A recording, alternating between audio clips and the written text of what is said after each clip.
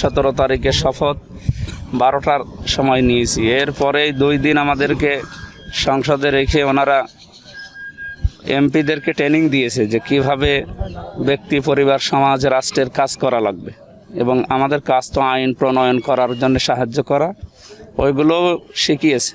বাকি 5টা দিন সময় পেয়েছি এখানে। আবার 26 তারিখ থেকে ফের সংসদ অধিবেশন বসবে। এই 5 দিন সময় পেয়ে আমি আবার কুষ্টিয়ায় এসেছি এই মূলত কিছু বড় বড় জায়গা দেখার জন্য।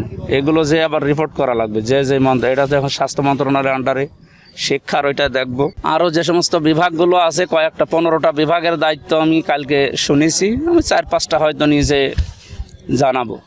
তো এখানে এসে প্রথমে আমাদের আমিরে জামাত নিজে শপথ নেওয়ার পরের দিন দেখলেন ওনারা পরিষ্কার পরিচ্ছন্নতায় ঢাকা মিরপুরে নিয়ে গেছে। নিজে আমাদেরকেও আদেশ দিয়েছে যে প্রত্যেক এমপি, 300-299 জন এমপি আছে, প্রত্যেকের আদেশে এই যে আপনার নিজ এলাকায় যে পরিষ্কার পরিচ্ছন্নতায় প্রত্যেককে নিয়ে উদ্যোগ নেবেন। তা আমরা যেহেতু ওই যে বললেন যে 250 জায়গায় 1500 হয়ে যাচ্ছে, অলরেডি খোঁজ নিয়েছি এখানে 250 বেডের আর একটা হাসপাতাল অলরেডি কুষ্টিয়ায় বানানোর চিন্তাভাবনা আছে সামনে। এরপরে আমাদের কুষ্টিয়া বিশ্ববিদ্যালয় মেডিকেল কলেজ হওয়ার জন্য পাশে জায়গা অনেক একবার করা আছে। এগুলো নিয়ে শিক্ষা মন্ত্রণালয়ে আমি যাব দেখি কয়েকদিনের ভেতরে। তো পরিষ্কার পরিচ্ছন্নতা শুধু এই লোক দেখানোর জন্য বা সাংবাদিকদের নিয়ে না, আমরা মানুষের মন পরিষ্কারের মাধ্যমে এই বাইরের পরিষ্কার করা দরকার। ইনি হাসপাতালের দায়িত্বে আর অনেকগুলো জায়গা আমাকে দেখিয়েছে, আমি আরও দেখব এইগুলো যেন সঠিকভাবে ব্যবহার করা হয়। আর এই যে একটা জিনিস দেখে মনটা খুব খারাপ হয়ে গেল, পানি পড়তেছে উপরে, ছাদটা নষ্ট হয়ে যাচ্ছে, এই বিষয়টা তো মেনে নেওয়া কঠিন।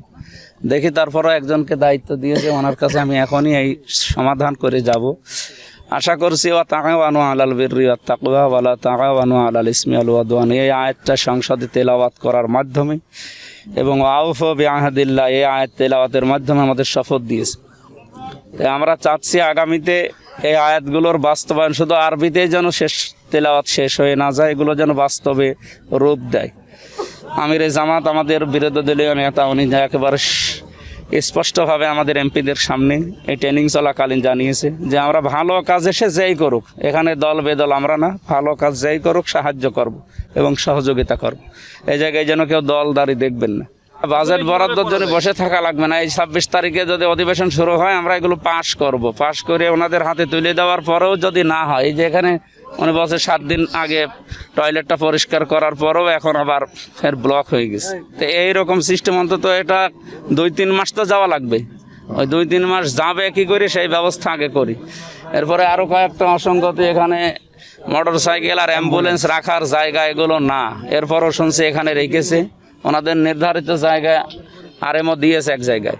এখন অ্যাম্বুলেন্সের টার্ম দেখবো, যদি এই জায়গা দেওয়ার পরে ওনারা না রাখে তাহলে আমি উপরে জানাবো এবং আইনগত ব্যবস্থা যা আছে সেটা অবশ্যই করা হবে।